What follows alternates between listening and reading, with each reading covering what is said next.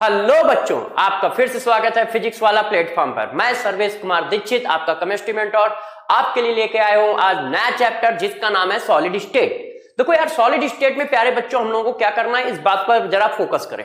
पहली बात तो आप ये जाने कि सॉलिड स्टेट से क्वेश्चन आता कहां से। देखो, सॉलिड स्टेट से क्वेश्चन जो आता है वो क्रिस्टल से आता है या फिर यूनिट सेल से आता है। तीन पोर्शन है जहां से क्वेश्चन गिरने की प्रोबेबिलिटी 99.99 होती है। यूनिट सेल, पैकिंग और क्रिस्टल। क्रिस्टल मतलब NaCl crystal, ZnS crystal, CsCl crystal, इनसे। ठीक है, तो इन्हीं तीन पोर्शन को हम लोग कवर करेंगे और इनको कवर करते ही कम से कम 90% चैप्टर कवर हो जाएगा। तो देखो, आपका फोकस क्या है, इस बात को जरा ध्यान रखिएगा। हम लोग एमॉर्फस सॉलिड क्या होते हैं, क्रिस्टलाइन सॉलिड क्या होते हैं, इस पर फोकस नहीं कर रहे हैं। ये आप अपना NCERT से पढ़ लीजिएगा, थ्योरेटिकल पार्ट है जरा सा। ठीक है, उससे क्वेश्चन आने की प्रोबेबिलिटी भी ना के बराबर होती है। हम लोग चैप्टर को उठा रहे हैं यूनिट सेल से कि यूनिट सेल क्या होते हैं, वो किस तरह से काम करते हैं और उनमें क्या क्या इंफॉर्मेशन होती है। क्यों क्वेश्चन सारे वहीं से बनते हैं, क्योंकि न्यूमेरिकल क्वेश्चन आते हैं। तो न्यूमेरिकल क्वेश्चन का पोर्शन ये है। ठीक है, तो ध्यान रखिएगा आप लोगों को क्या कर लेना है। ठीक है, एमॉर्फस सॉलिड क्या होते हैं, क्रिस्टलाइन सॉलिड क्या होते हैं, ये आप एक बार NCERT से रीड कर लीजिएगा।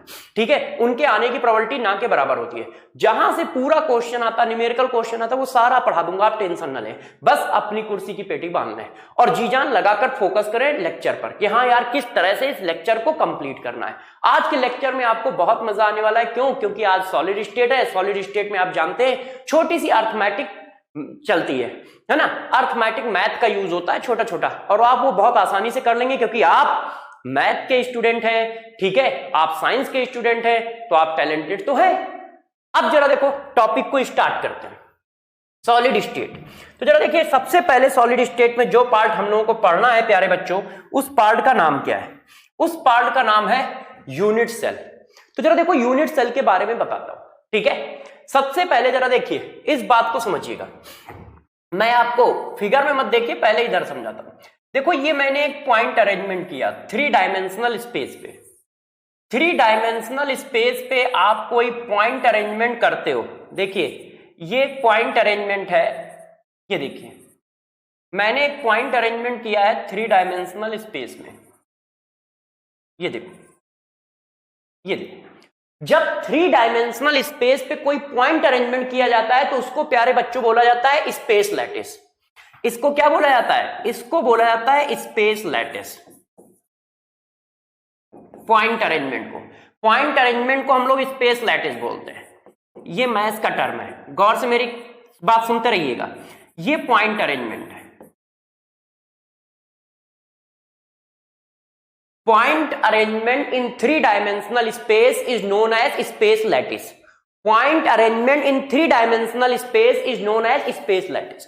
अब इसी पॉइंट अरेंजमेंट में जब एटम या मॉलिक्यूल रख दिए जाते हैं, इसी पॉइंट अरेंजमेंट में जब एटम या मॉलिक्यूल रख दिए जाते हैं, तो वो प्यारे बच्चों कन्वर्ट हो जाता है क्रिस्टल लैटिस में। इसी पॉइंट अरेंजमेंट पे जब एटम या मॉलिक्यूल या आयन रख दिए जाते हैं तो वो किसमें कन्वर्ट हो जाता है? क्रिस्टल लैटिस में। ये देखो, क्रिस्टल लैटिस आ गया।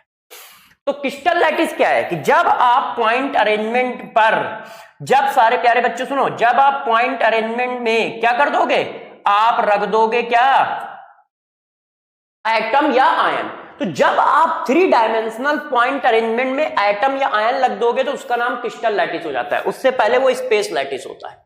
ये देखो आ गया क्रिस्टल लैटिस। ठीक, इतनी बात समझ गए। अब इस क्रिस्टल लैटिस से यूनिट सेल पे चलते हैं कि क्रिस्टल लैटिस से यूनिट सेल कैसे बनता है। अब इस बात को डिस्कस करते हैं। जरा देखिए, एक क्लास है, उस क्लास को मैं अरेंज करता हूं। कैसा अरेंजमेंट है? एक बॉयज एक बॉयज, एक बॉयज एक गर्ल्स, एक बॉयज एक गर्ल्स, अल्टरनेट करके मैंने पूरी क्लास में बच्चों को बैठाल दिया है। ठीक है, मेरी बात को गौर सुनिएगा। क्वेश्चन मैं पूछूंगा, आंसर आप दोगे, और जैसे ही आंसर दोगे यूनिट सेल समझ जाओगे। जरा देखो, मैंने क्या किया, एक क्लास का अरेंजमेंट किया है जिसमें एक बॉयज एक गर्ल्स अल्टरनेट बैठे हुए हैं। अब मैंने बच्चों से पूछा कि बच्चों एक क्वेश्चन बताओ, इनमें से सबसे छोटा पार्ट कौन सा है, स्मॉलेस्ट पार्ट, जिसको बार बार रिपीट करूं तो यही अरेंजमेंट मिल जाए हमें। क्या है? एक क्लास का अरेंजमेंट मैंने किया है प्यारे बच्चों। उसमें क्या किया है? मैंने इतनी सी बात की है, अल्टरनेट बॉयज गर्ल्स को बैठालकर पूरी क्लास भर दी है। अब मैं बस आपसे एक क्वेश्चन पूछना चाहता हूं कि बताइए इस पूरे अरेंजमेंट में सबसे स्मॉलेस्ट पार्ट कौन सा है जिसको बार बार रखा जाए तो यही अरेंजमेंट आ जाए? तो क्या आंसर बताओगे? एक बॉयज सबसे छोटा, उससे स्मॉलेस्ट पार्ट नहीं होना चाहिए, एक बॉयज। यदि आप बॉयज को बार बार उठा के रखोगे तो गर्ल्स कहां आएंगी? गर्ल्स तो आएंगी नहीं उस अरेंजमेंट में। एक गर्ल्स, यदि एक गर्ल्स को बार बार उठा कर रखोगे तो भी वो अरेंजमेंट नहीं आएगा। मगर यदि एक बॉयज एक गर्ल्स का पेयर ले लिया जाए, अब उस पेयर को बार बार ऐसे रखते चले जाओ तो वही अरेंजमेंट आ जाएगा जो मैंने कहा था, है कि नहीं? जरा समझो, बात समझ पाए कि नहीं मेरी? समझ पाए? मैंने कहा एक क्लास का अरेंजमेंट क्या है? अल्टरनेट बॉयज गर्ल्स बैठे हुए हैं। अब मैंने कहा इस अरेंजमेंट का सबसे स्मॉलेस्ट पार्ट बताओ जिसको बार बार रिपीट करने से यही अरेंजमेंट मिल जाए। तो एक प्यारे बच्चों ने कहा सर इतना इजी क्वेश्चन पूछते हो, ये तो हम 6th-7th में ही सीख गए थे, है ना, ये तो हम बचपन से जानते हैं। तो बच्चे ने कहा कि सर एक बॉयज और गर्ल्स का पेयर यदि बार बार रखते चले जाओगे ऐसे ऐसे तो क्या होगा? वही अरेंजमेंट मिल जाएगा। तो बस यूनिट सेल भी यही होता है। क्रिस्टल लैटिस का वो स्मॉलेस्ट पार्ट जिसको रिपीट करने से क्रिस्टल लैटिस मिल जाए उसी को यूनिट सेल कहते हैं। यूनिट सेल क्या होता है? स्मॉलेस्ट 3 डायमेंशनल, ठीक है, smallest 3 dimensional part of crystal lattice, ठीक है। इसी को रिपीट करने से क्या मिल जाएगा? क्रिस्टल लैटिस मिल जाएगा। तो यूनिट सेल क्या होता है? किसी भी क्रिस्टल लैटिस का वो स्मॉलेस्ट पार्ट है जिसको बार बार रिपीट करो तो क्रिस्टल लैटिस बना देता है, और उसी का नाम रखा जाता है क्या? Unit cell. उसी का नाम प्यारे बच्चों क्या रखा जाता है? उसी का नाम रखा जाता है प्यारे बच्चों यूनिट सेल। ये देखो, उसको हम लोग यूनिट सेल कहते हैं, ठीक है कि नहीं?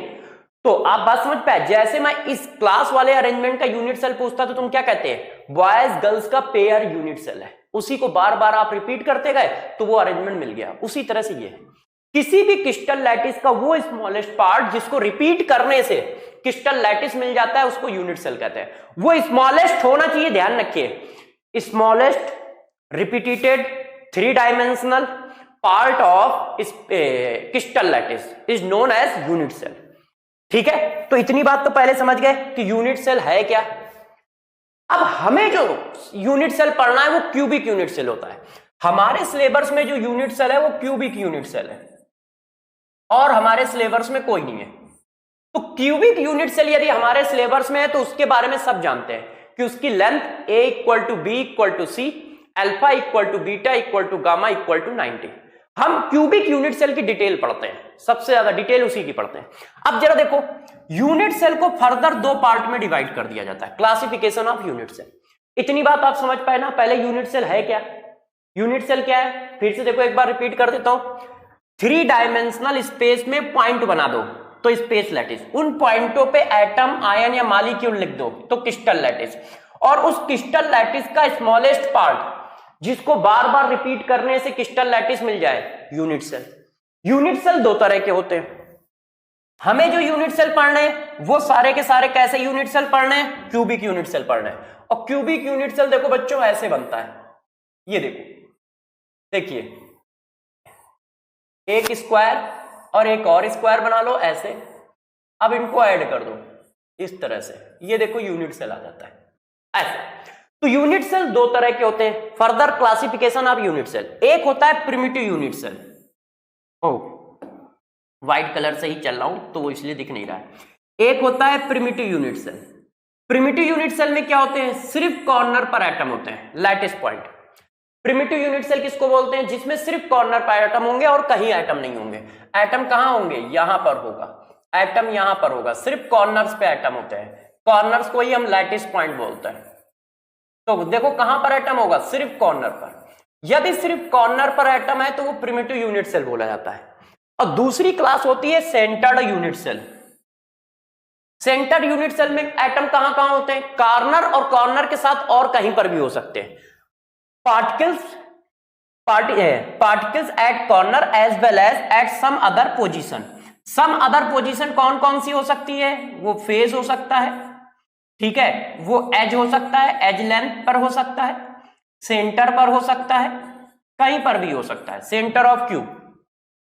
तो जरा गौर समझिए, यूनिट सेल क्या है? स्मॉलेस्ट पार्ट है, उसको 2 पार्ट में डिवाइड किया, प्रिमिटिव यूनिट सेल और centre unit cell.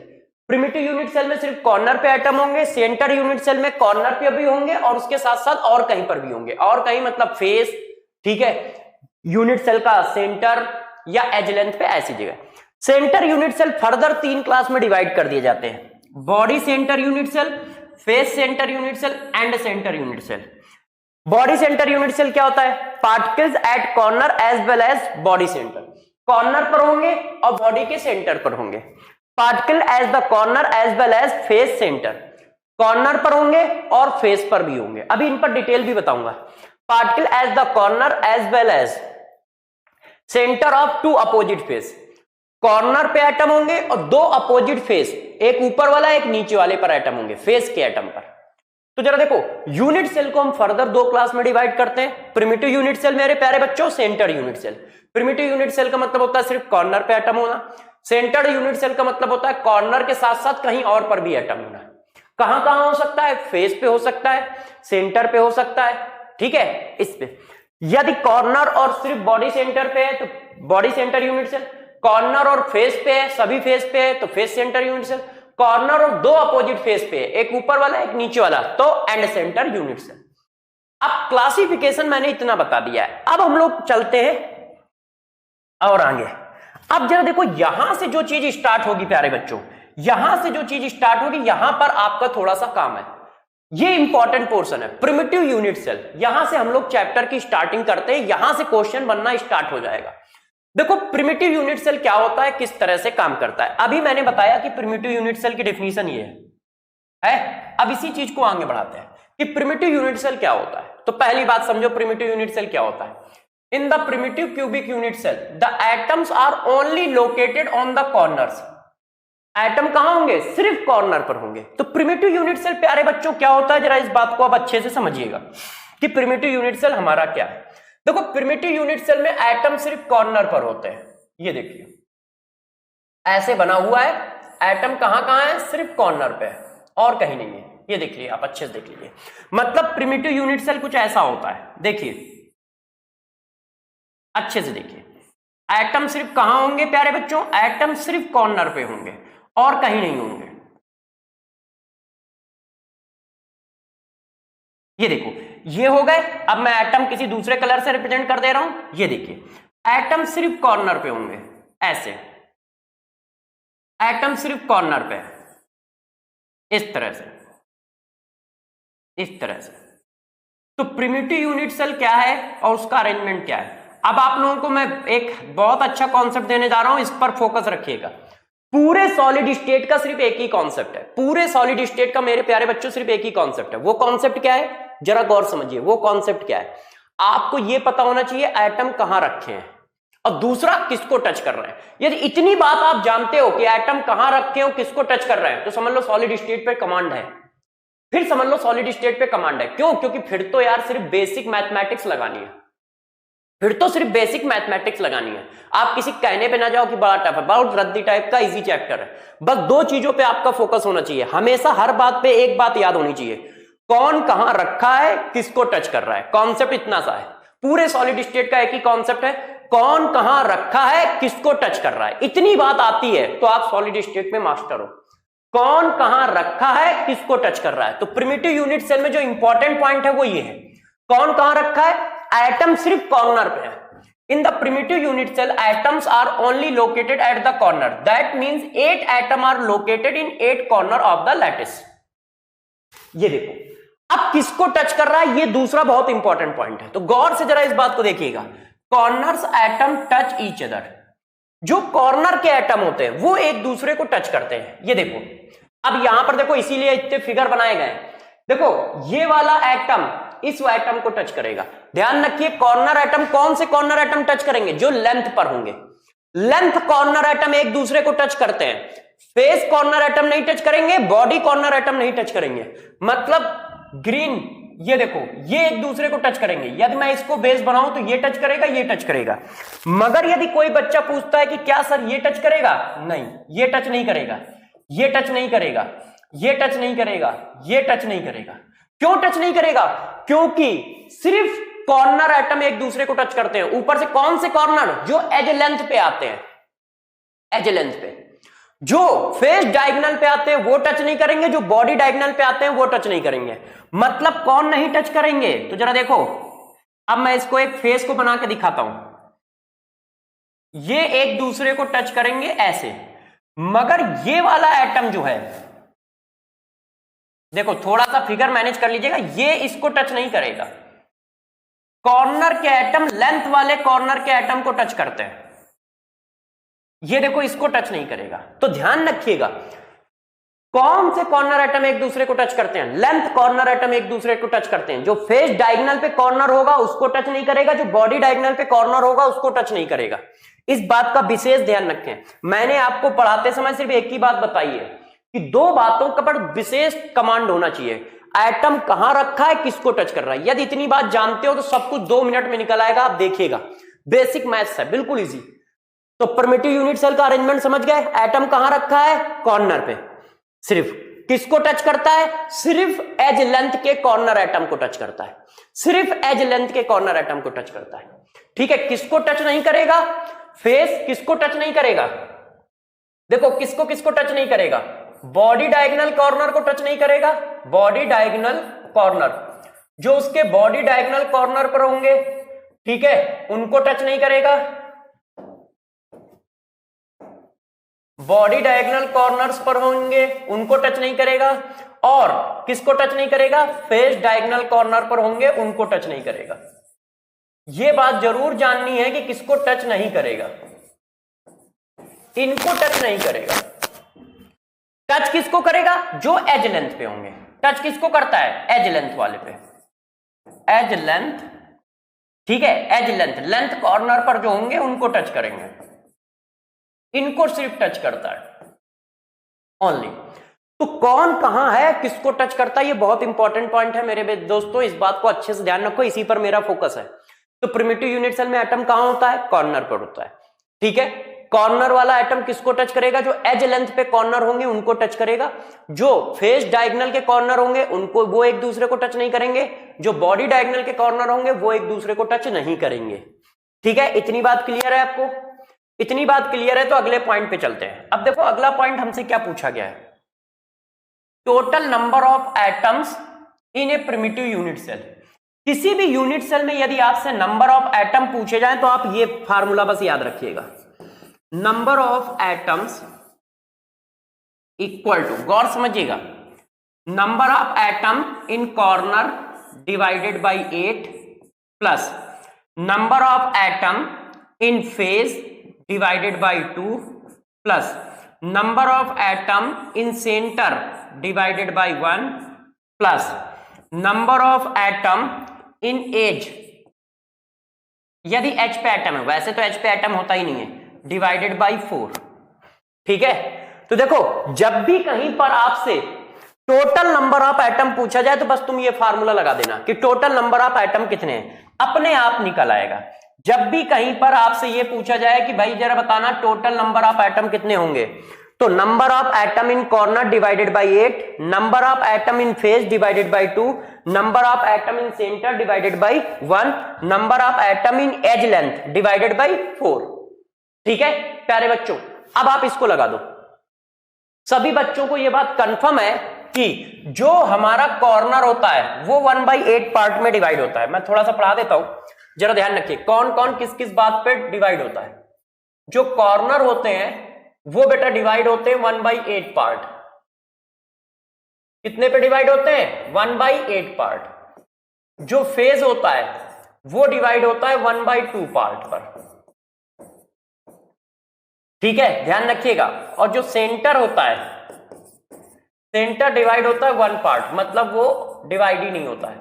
Unit cell के अंदर का एटम डिवाइड ही नहीं होगा। ठीक है, एच जो होता है, एज लेंथ, एच पर कोई एटम है तो वो डिवाइड होगा 1/4 पार्ट में। इस बात को आप अच्छे से याद रखिएगा, इसकी हमें जरूरत पड़ती है। कैसे वाला टाइम हमारे पास नहीं है इसलिए नहीं बता रहा, नहीं तो 2 मिनट में बता देता। बहुत इजी है, कोई ऐसी बात नहीं है, और वो आपको दिख भी जाएगा। ठीक है, कॉर्नर वाला एटम 1/8 पार्ट में डिवाइड होगा। यदि कोई फेस पे है तो 1/2 पार्ट में डिवाइड होगा। यदि कोई सेंटर पे है तो 1 पार्ट में डिवाइड होगा। यदि कोई एज लेंथ पे है तो 1/4। इसका मतलब क्या? इसका मतलब है यदि कॉर्नर पे कोई एटम रखा है तो यूनिट सेल के अंदर कितना है, उसका मास बाई मास के हिसाब से 1/8 पार्ट अंदर है और 7/8 पार्ट बाहर है। यदि कोई एटम फेस पे रखा है तो मास के हिसाब से आधा एटम मास के हिसाब से अंदर है, यूनिट सेल के अंदर है, आधा बाहर है। जितना अंदर है उसको लिखा जाता है। यदि कोई एटम सेंटर पे रखा है तो पूरा का पूरा एटम यूनिट सेल के अंदर है। यदि कोई एटम एज लेंथ पे रखा है तो 1/4 यूनिट सेल के अंदर है, 3/4 यूनिट सेल के बाहर है। इसका मतलब ये बताया जा रहा है।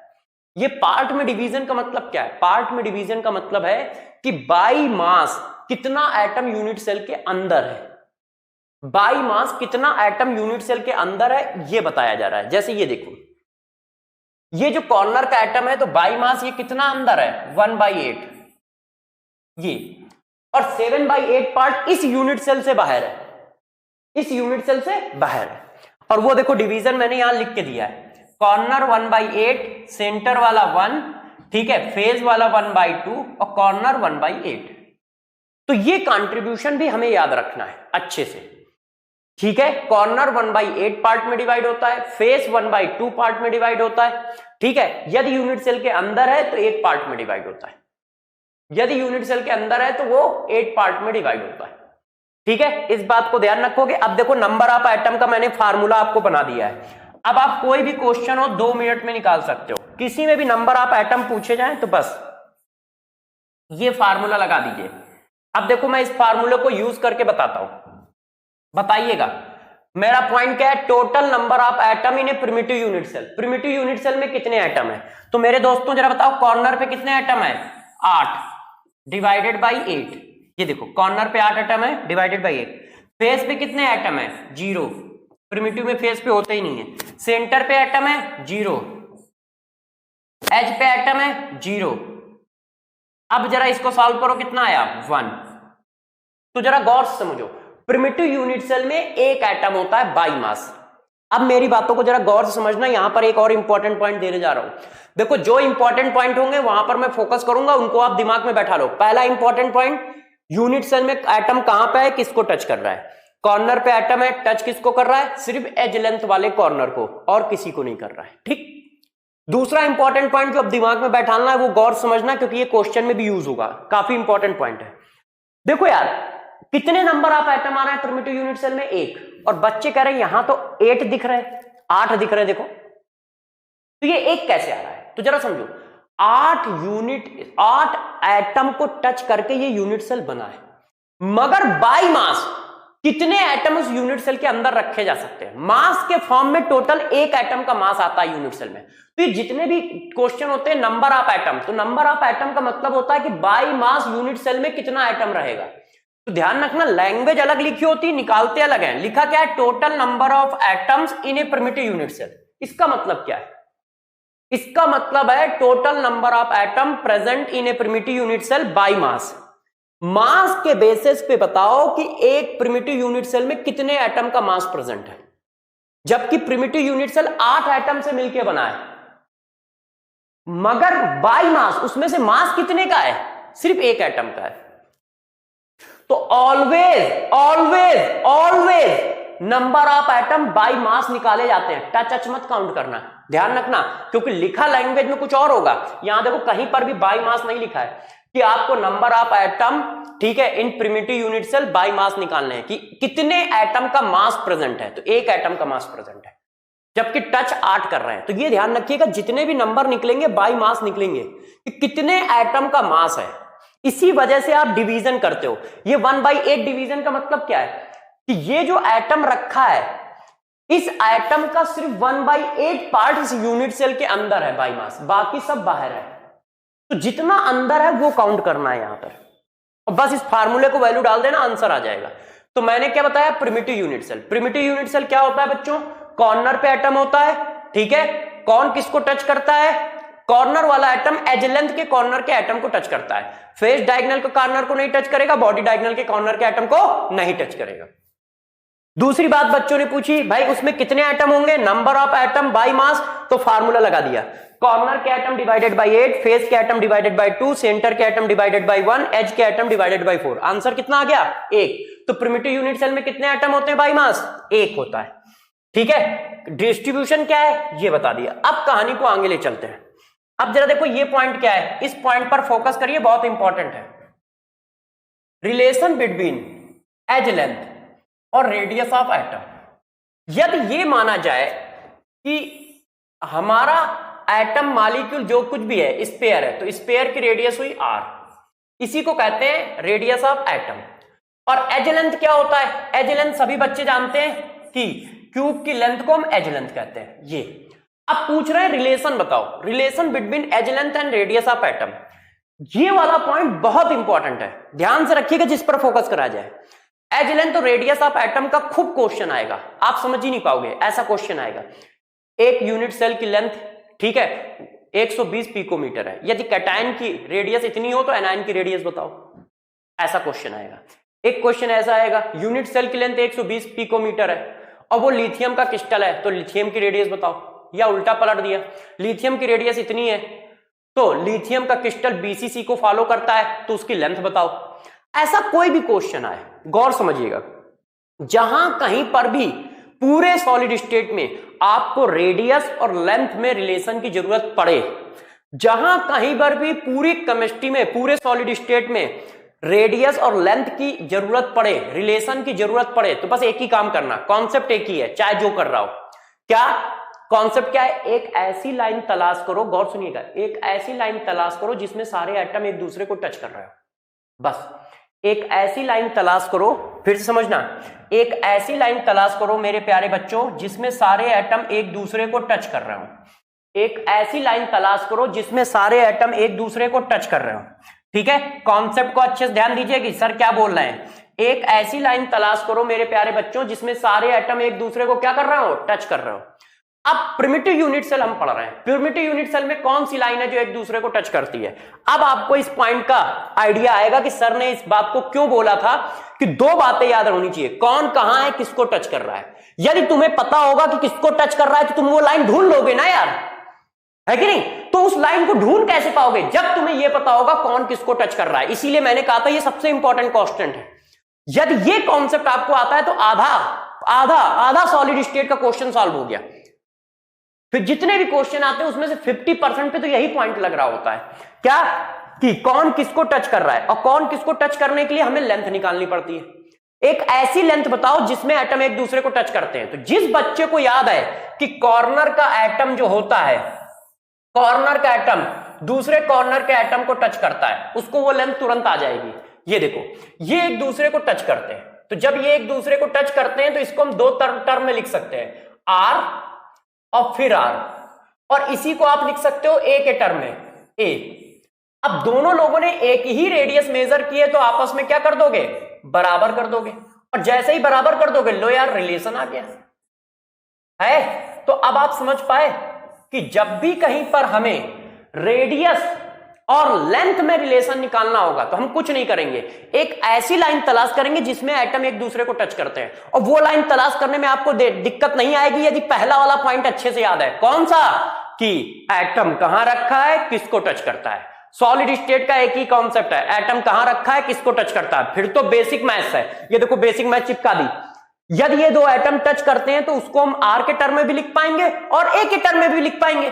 तो ए के टर्म में ये लेंथ कितनी है? ए। आर के टर्म में कितनी है? 2r। दोनों चीजों की मेजरमेंट एक ही चीज के तो मेजरमेंट लिया है, दोनों आपस में बराबर होंगे। जैसे ही बराबर कर दोगे ए और आर में रिलेशन आ जाएगा।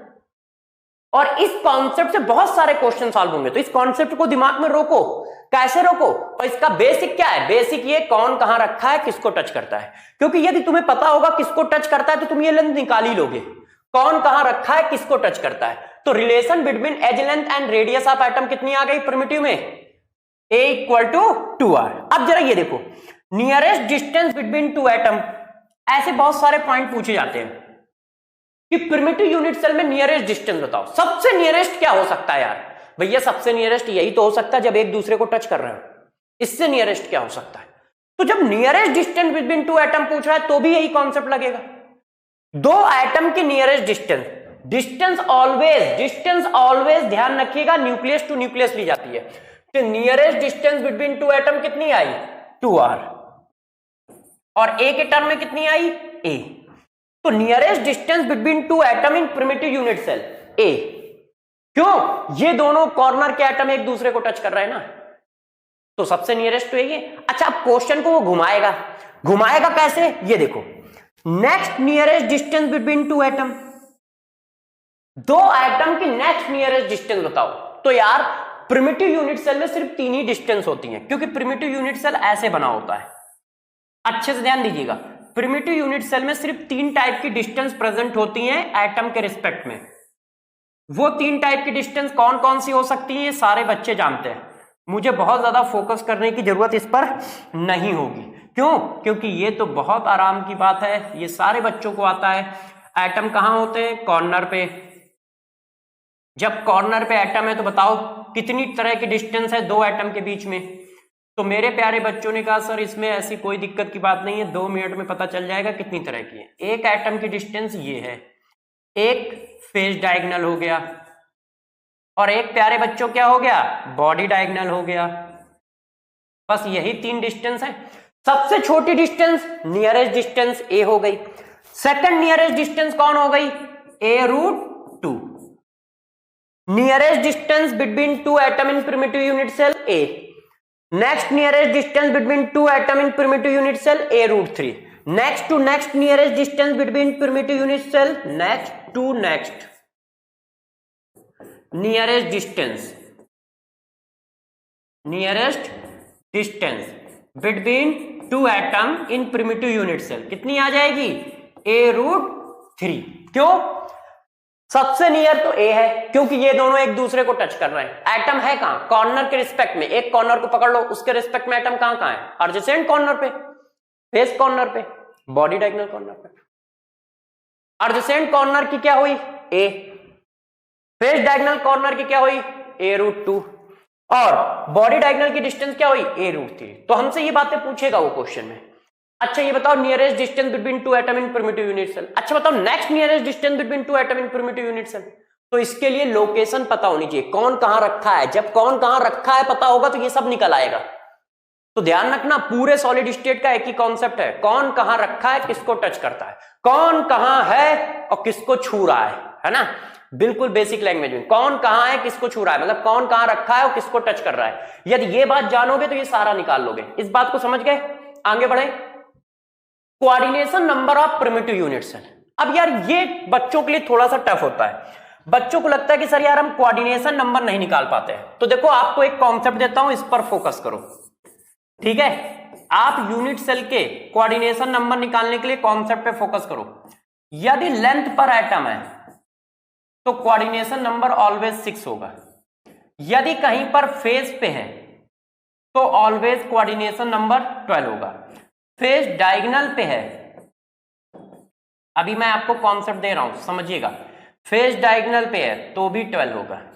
यदि बॉडी सेंटर ऑफ क्यूब पे है तो 8 होगा। बस इतनी बात याद रखो। अब जरा समझना कोऑर्डिनेशन नंबर होता क्या है, पहले ये समझाता हूं। एक एटम की नियरेस्ट डिस्टेंस पे 3 डायमेंशनल स्पेस में कितने एटम प्रेजेंट है, ये कोऑर्डिनेशन नंबर होता है। How many atoms present in nearest distance of, ठीक है, एक स्पेसिफिक वो एटम लोगे आप। एक एटम की सराउंडिंग में 3 डायमेंशनल स्पेस पे नियरेस्ट डिस्टेंस पे कितने एटम है। एक एटम के सराउंडिंग में 3 डायमेंशनल स्पेस पे कितने एटम है, नियरेस्ट डिस्टेंस होनी चाहिए। सबसे नियरेस्ट क्या होती है, टच, मगर डिफिनीशन टच नहीं होती, ध्यान रखिएगा। डिफिनीशन ये है कि total number of atom present in a nearest distance with respect to single atom. किसी भी सिंगल एटम के रिस्पेक्ट में नियरेस्ट डिस्टेंस में कितने एटम प्रेजेंट हैं 3 डायमेंशनल स्पेस पे। और सबसे नियरेस्ट क्या होता है, टच। तो बच्चे टच बोलते हैं मगर टच नहीं है। तो आप ध्यान रखो, यदि नियरेस्ट डिस्टेंस वाला एटम लेंथ पे आए तो कोऑर्डिनेशन नंबर 6। नियरेस्ट डिस्टेंस वाला एटम कहीं फेस पे आता है तो कोऑर्डिनेशन नंबर 12। नियरेस्ट डिस्टेंस वाला एटम फेस डायगोनल पे आता है तो कोऑर्डिनेशन नंबर 12। नियरेस्ट डिस्टेंस वाला एटम सेंटर पे आता है तो कोऑर्डिनेशन नंबर 8।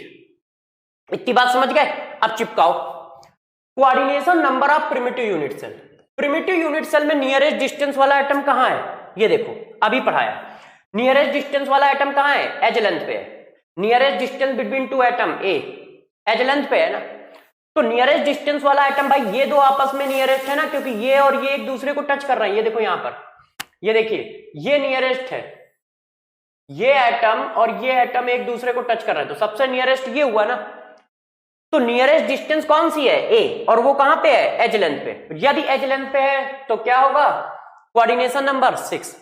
अब किसी ने थोड़ी सी चालाकी दिखाई, आपसे पूछ दिया next coordination number of primitive unit cell, next coordination number बताओ। तो प्रिमिटिव यूनिट सेल में यदि कोऑर्डिनेशन नंबर 6 लिखा तो निकाला क्या तुमने, तुमने ये बात निकाली, गौर से मेरी बात को सुनिएगा, तुमने ये निकाला कि कॉर्नर के एटम से नियरेस्ट डिस्टेंस पर कितने एटम है 3 डायमेंशनल स्पेस पे। तो वो नियरेस्ट डिस्टेंस क्या थी, ए। तुमने निकाला कि ए डिस्टेंस पर 3 डायमेंशनल स्पेस पे कितने एटम है, वो थे 6, तो तुमने 6 लिख दिया। नेक्स्ट कोऑर्डिनेशन नंबर का मतलब प्यारे बच्चों क्या है कि नेक्स्ट नियरेस्ट डिस्टेंस पर 3 डायमेंशनल स्पेस पे कितने एटम है। तो नेक्स्ट नियरेस्ट डिस्टेंस कौन सी है, ये देखो नेक्स्ट नियरेस्ट डिस्टेंस कौन सी है, ये देखो इसीलिए पहले ये पढ़ाया है, next nearest distance between two atom in primitive unit cell a√2। a√2 distance कौन सी है, ये कौन है, फेज डायगोनल। और यदि फेज डायगोनल पे वो एटम हुआ तो कोऑर्डिनेशन नंबर कितना होगा, 12। तो इस कॉन्सेप्ट को सभी बच्चे अच्छे से याद रखें, ये बहुत इंपॉर्टेंट है। क्यों, क्योंकि बच्चों को कोऑर्डिनेशन नंबर में बहुत प्रॉब्लम होती है कि यूनिट सेल का सर कोऑर्डिनेशन नंबर कैसे निकालें। तो किसी भी यूनिट सेल का कोऑर्डिनेशन नंबर निकालना बहुत इजी है, बस आप इतनी बात ध्यान रखो, वो नियरेस्ट एटम लेंथ पे आ गया तो 6, वो नियरेस्ट एटम फेज पे आ गया तो 12, वो नियरेस्ट एटम फेज डायगोनल पे आ गया तो 12, वो नियरेस्ट एटम सेंटर पे आ गया तो 8। तो ये बात समझ गए। नियरेस्ट कोऑर्डिनेशन नंबर 6 क्यों है, क्योंकि वो नियरेस्ट डिस्टेंस ए थी, एज लेंथ पे आई। कोऑर्डिनेशन नंबर 12 क्यों है, क्योंकि वो नियरेस्ट डिस्टेंस a√2 थी, फेज डायगोनल। अगला point, packing efficiency of primitive unit cell. Packing efficiency पूछी जाए तो क्या है, तो जरा देखो पैकिंग इफिशियंसी कैसे निकाली जाती है। पीएफ इक्वल टू, पहले तो फार्मूला लिख लो, number of atoms in unit cell, जैसा भी यूनिट सेल हो, into volume of single atom divided by प्यारे बच्चों वॉल्यूम ऑफ यूनिट सेल। अब सारे बच्चे बताएं हम किसका पीएफ निकालना है, प्रिमिटिव यूनिट सेल का निकालना है। तो प्रिमिटिव यूनिट सेल में सभी बच्चे बताएं जरा कितने एटम होते हैं। तो प्रिमिटिव यूनिट सेल में एटम कितने होते हैं, 1, और सिंगल एटम को हम कितना वॉल्यूम कहेंगे, 4/3 πr³। क्यों, क्योंकि हम एटम मॉलिक्यूल जो कुछ भी होता है उसको स्पेयर मान के चलते हैं। और यूनिट सेल का वॉल्यूम कितना हुआ, यूनिट सेल हमारा क्या है, क्यूब, क्यूब का मतलब a³। अब जरा प्यारे बच्चों ध्यान दो, आप सभी को पता है यार कि a की वैल्यू r के टर्म में क्या लिख सकते हो, अभी हम लोगों ने प्रूफ किया है पीछे, ये देखो a = 2r। इस रिलेशन को आप रख दो, तो जैसे ही आप इस रिलेशन को रखोगे तो हमारे पास आंसर आ जाएगा। तो कितना आएगा, इसको सॉल्व कर लो सभी बच्चे। तो मेरे हिसाब से आएगा π/6। π/6 को कोई और सॉल्व करेगा तो 5.524। तो परसेंटेज में यदि निकाला जाए तो ये तो पीएफ आया, परसेंटेज ऑफ पीएफ तो वो कितना आ जाएगा, 52.4। इतना मतलब क्या हुआ, इसका मतलब हुआ कि यूनिट सेल का 52.4% पार्ट फिलअप है, किससे, एटम से। यूनिट सेल का 52.4% पार्ट भरा है एटम से, तो खाली कितना है, खाली को क्या बोलते हैं, परसेंटेज ऑफ वाइड। तो मेरे प्यारे बच्चों खाली कितना है, 100 माइनस 52.4। तो यार जरा कोई बच्चा इसको माइनस करके मेरे को बता दे यार, टीचर की हेल्प कर दे। तो क्या आ गया, 47.6। ठीक है कि नहीं, इसको समझ गया कि नहीं। तो जरा देखो, यदि कहीं पर भी पीएफ निकालना हो तो पीएफ निकालने का एक ही रास्ता है, पीएफ इक्वल टू होता है number of atom in unit cell into volume of single atom divided by volume of unit cell. ठीक है, और इस चीज को हम इस तरह से लगा देंगे तो बात खत्म हो गई।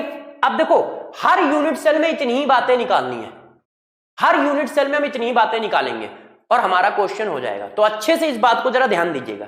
अब अगला क्या है, यूनिट सेल कौन सा है, body centred unit cell. Body centre unit cell क्या होता है, इसी को आप बोलते हो बीसीसी। बीसीसी अब जरा गौर से समझते जाइएगा कि किसमें किसमें क्या क्या होता है, आप आराम से इस बात को कर पाओगे। देखो बीसीसी में क्या होता है, BCC have atom each corner of the cube and atom at the centre of the structure. BCC unit cell में क्या होता है, एटम कॉर्नर पे प्रेजेंट होते हैं और सेंटर ऑफ क्यूब पे प्रेजेंट होते हैं। एटम कहां प्रेजेंट होते हैं, कॉर्नर पे प्रेजेंट होते हैं। ये देखिए एटम कॉर्नर पे है और प्यारे बच्चों कहां पे है, सेंटर ऑफ क्यूब पे। क्यूब के सेंटर पे एटम होगा और कॉर्नर पे एटम होगा, इस जगह पे एटम होगा। अब मैंने बताया था दो ही कॉन्सेप्ट हर एक के याद रखने हैं, क्या, कौन कहां है, किसको टच करता है। कौन कहां है ये तो पता चल गया, कॉर्नर पे है, सेंटर ऑफ क्यूब पे। किसको कौन टच कर रहा है, तो ये देखो corners atom do not touch each other. Corner atom एक दूसरे को बिल्कुल नहीं टच करते हैं। ये देखो कॉर्नर एटम क्या इसको टच कर रहा है, नहीं। ये कॉर्नर एटम इसको टच कर रहा है, नहीं। ये कॉर्नर एटम इसको टच कर रहा है, नहीं। कॉर्नर के एटम एक दूसरे को टच ही नहीं करते हैं। सिर्फ प्रिमिटिव यूनिट सेल में कॉर्नर के एटम एज लेंथ वाले कॉर्नर के एटम को टच करते हैं, सिर्फ प्रिमिटिव यूनिट सेल में। इसके अलावा किसी भी यूनिट सेल में कॉर्नर के एटम एक दूसरे को कभी टच नहीं करते हैं, ध्यान रखिएगा। सिर्फ प्रिमिटिव यूनिट सेल में कॉर्नर के एटम एक दूसरे को टच करते हैं, ठीक है। वो भी कौन से कॉर्नर, लेंथ वाले कॉर्नर। इसके अलावा कभी कॉर्नर के एटम एक दूसरे को टच ही नहीं करते हैं। पहला पॉइंट तो ये है।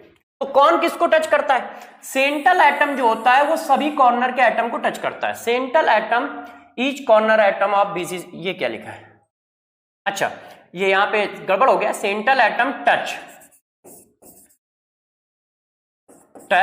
Each corner atom of BCC unit cell. जो सेंटर वाला एटम है वो सभी कॉर्नर के एटम को टच करता है, ध्यान रखिएगा।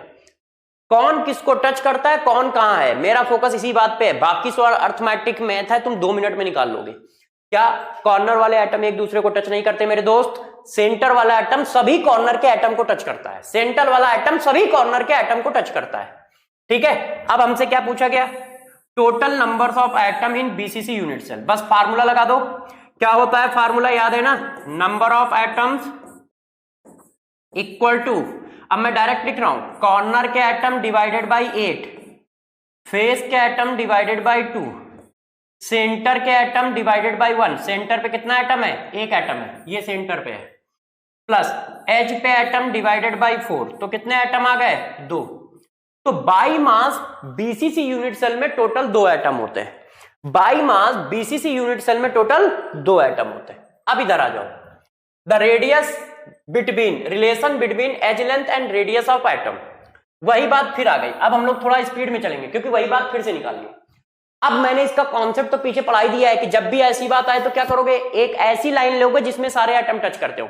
अब पीछे पढ़ाया कौन किसको टच करता है, तो तुमने बताया कि सेंटर वाला एटम, ये जो सेंटर वाला एटम है ये कॉर्नर वाले एटम को टच करता है। तो जब सेंटर वाला एटम कॉर्नर वाले एटम को टच करेगा तो बॉडी डायगोनल मिल जाएगा। बॉडी डायगोनल एक दूसरे को टच करते हैं ऐसे है। तो जरा देखना, आप कह रहे हो ये, तो ये एक कॉर्नर का एटम हुआ, ये हमारा सेंटर वाला एटम हो गया, और ये दूसरे कॉर्नर का एटम हुआ, उस फेज वाला नहीं है ये, ध्यान रखिएगा। ये दूसरा कॉर्नर है नीचे वाला। अरे घर में बैठे हो, रूम में बैठे होगे ना, तो बस रूम में बॉडी डायगोनल खींच लो। सेंटर एटम टच कर रहा है, एक कॉर्नर एटम टच कर रहा है और नीचे वाला कॉर्नर एटम टच कर रहा है। तो बताओ बॉडी डायगोनल की लेंथ कितनी होती है, a√3, और r के फॉर्म में कितना आएगा, r, ये पूरा डायमीटर 2r और ये फिर r, तो r के फॉर्म में कितना आएगा, a√3 = 4r।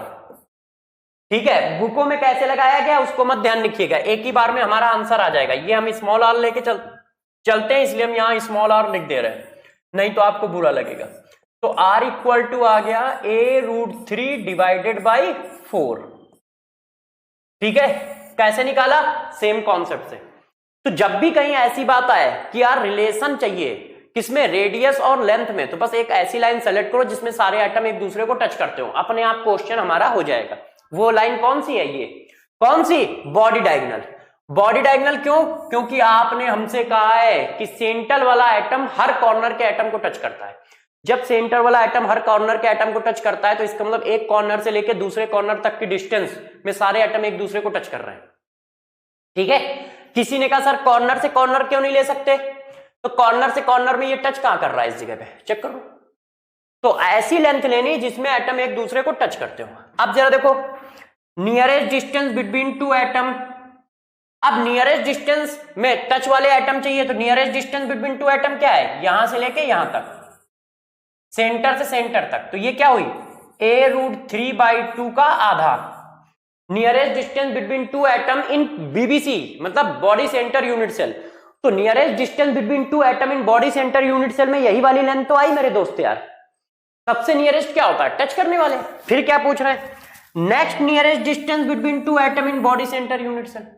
अब नेक्स्ट नियरेस्ट क्या आ सकती है, तो जरा देखो नेक्स्ट नियरेस्ट क्या हो सकती है, ये ए है, ये वाली क्या है a√2 है कि नहीं भाई। दो एटम के बीच की नेक्स्ट नियरेस्ट क्या होगी, और इस एटम से इस एटम की a√3 है, तो अब बताओ सबसे छोटी डिस्टेंस क्या है भाई। सेंटर वाला एटम तो तुमने कंसीडर कर लिया है, अब यदि सेंटर वाला एटम छोड़ दिया जाए तो नियरेस्ट डिस्टेंस के लिए कौन से दो एटम कंसीडर करोगे, लेंथ से लेंथ वो a हो गई, लेंथ से कॉर्नर से फेस डायगोनल कॉर्नर वो a√2 हो गई, फिर बॉडी डायगोनल कॉर्नर a√3 हो गई। तो next nearest distance between two atom इन क्या होगा, a होगा। कैसे समझ पाए, अरे मेरे दोस्त यार ये वाली तो टच करने वाली थी, टच करने वाली तो तुमने ले ली, वो तो नियरेस्ट हो गई। अब इसके बाद कौन, उस सेंटर वाले एटम को हटा दो, तब तो यार ये कैसा हो गया, प्रिमिटिव यूनिट सेल हो गया, तो नियरेस्ट डिस्टेंस क्या होगी, a होगी। ठीक है, तो देखो nearest distance between two atom a√3/2, क्यों, क्योंकि एटम टच कर रहा है। Next nearest distance between two atom a। अब कोऑर्डिनेशन नंबर ऑफ प्रिमिटिव नहीं है, BCC unit cell, coordination number of BCC unit cell, body centre unit cell. ठीक है, अब देखो बॉडी सेंटर यूनिट सेल का कोऑर्डिनेशन नंबर बताओ, तो मैंने आपको कॉन्सेप्ट क्या दिया था कि ये देख लो कि नियरेस्ट एटम किस लोकेशन पे है।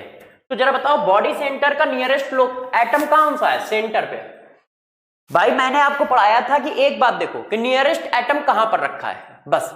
अब नियरेस्ट एटम कहां पे रखा है, सेंटर पे रखा है, ये देखो इस एटम के रिस्पेक्ट में निकालना है या इसके रिस्पेक्ट में, देखो तो नियरेस्ट एटम कहां पे रखा है, सेंटर पे। और यदि नियरेस्ट एटम सेंटर पे है तो कोऑर्डिनेशन नंबर कितना होगा, 8। ये देखो मैं अभी लिख के आया हूं पीछे, ये देखिए नियरेस्ट एटम लेंथ पे है तो 6, फेस पे है तो 12, फेस डायगोनल पे है तो 12 और सेंटर ऑफ क्यूब पे है तो 8। अब नियरेस्ट एटम हमारा कहां मिला, सेंटर ऑफ क्यूब पे मिला। ये देखो नियरेस्ट एटम ये है सेंटर ऑफ क्यूब पे, और nearest atom centre of cube पे, तो कोऑर्डिनेशन नंबर कितना होगा, 8। Next coordination number of BCC unit cell, तो नेक्स्ट नियरेस्ट एटम कहां है, तो मेरे दोस्तों नेक्स्ट नियरेस्ट एटम के लिए देखो नेक्स्ट नियरेस्ट डिस्टेंस क्या है, a। इसका मतलब कहां पे है नेक्स्ट एटम, तो नेक्स्ट एटम जो है वो एज लेंथ पे है। क्यों, क्योंकि नेक्स्ट नियरेस्ट डिस्टेंस कितनी है, a है। यदि नेक्स्ट नियरेस्ट डिस्टेंस a है तो इसका मतलब हुआ कि नियरेस्ट एटम एज लेंथ पे है। और मेरे दोस्तों यदि नियरेस्ट एटम एज लेंथ पे है तो एज लेंथ पे कोई एटम होगा तो कोऑर्डिनेशन नंबर कितना आएगा, 6। बात खत्म हो गई, कोऑर्डिनेशन नंबर कितना आएगा, 6। अब नेक्स्ट नंबर पे चलते हैं। अब पूछा जा रहा है पैकिंग इफिशियंसी, तो अब मैं डायरेक्ट लिख रहा हूं, फार्मूला एक बार पढ़ा चुका हूं तो डायरेक्ट अप्लाई कर रहा हूं। तो पैकिंग इफिशियंसी क्या होता है, number of atom in unit cell 2, volume of single atom 4/3 πr³ divided by volume of unit cell a³। 2 4/3 πr³, ऐसे लिख दिया। अब a को क्या लिखोगे, a को लिखोगे in term of r। a को जब इन टर्म ऑफ r लिखोगे तो तुमने ये निकाला है, a की जगह क्या डाल सकते हो, 4r डिवाइडेड बाई 3। तो 4r डिवाइडेड बाई √3 का क्यूब। अब बच्चों इसको सॉल्व कर लो, तो 2 आ गया, 4 आ गया, पाई आ गया, r³ आ गया, नीचे क्या आ गया, 3 आ गया, 4 आ गया, 4 आ गया, 4 आ गया, r³ आ गया, √3 ऊपर गया तो 3 आ गया और √3 आ गया। अब प्यारे बच्चों थोड़ी सी हेल्प करो सॉल्व करने में। बच्चे सॉल्व करने में हमेशा टीचर की हेल्प करते हो, मेरी हेल्प तो जरूर करते हैं क्योंकि मेरे से कैलकुलेशन मिस्टेक होने के चांसेस बहुत रहते हैं। क्यों? क्योंकि 16-17 सालों से कोई कैलकुलेशन की नहीं है। ये देखो, तो कितना वैल्यू आ जाएगा? √3π/8, √3π/8। और इसी को फर्दर सॉल्व करेंगे तो ये कितना आ जाता है? 0.68। तो देखो जरा, इसको परसेंटेज बना लो। परसेंटेज ऑफ पीएफ आ गया 68%। इसका मतलब तुम ये कह रहे हो कि body centre unit cell atom के मास के थ्रू 68% तक फिल रहता है। तो खाली कितना रहता है? Means percentage of wide. तो बच्चों ने कहा सर परसेंटेज ऑफ वाइड नहीं बताओगे? तो हमने कहा यार प्यारे बच्चे पूछेंगे तो क्यों नहीं बताएंगे। हाँ, उन्हीं के लिए तो हम लोग जी रहे हैं, उन्हीं को तो पढ़ा के हम लोगों को सिलेक्शन कराना है। तो परसेंटेज ऑफ वाइड कितना आया सारे प्यारे बच्चों? 32%। नेक्स्ट, अब जरा देखो यार, फेस सेंटर यूनिट सेल। अब फेस सेंटर यूनिट सेल पढ़ते हैं। ये वाला जो है एफसीसी है, ये सबसे इंपॉर्टेंट है। सबसे ज्यादा क्वेश्चन इसी पर बेस्ड रहते हैं। ये वाला यूनिट सेल आप अच्छे से ध्यान रखें, कौन कहां है, किसको टच कर रहा है, क्योंकि ये बार बार यहां पर भी आएगा, क्रिस्टल में भी आएगा। तो जरा देखो, फेस सेंटर यूनिट सेल क्या होता है? एटम कहां होते हैं? तो फेस सेंटर यूनिट सेल में एटम कहां होते हैं? कॉर्नर पे होते हैं और फेस पे होते हैं। सभी के सभी कॉर्नर पे होंगे और सभी के सभी फेस पे होंगे। ये देखो, ये पीछे वाला फेस है, ये आगे वाला फेस है। ये देखो, एटम कहां होते हैं? सभी के सभी कॉर्नर पे होते हैं। ये देखिए, सारे के सारे कॉर्नर पे हैं। और कहां है प्यारे बच्चों? फेस पर।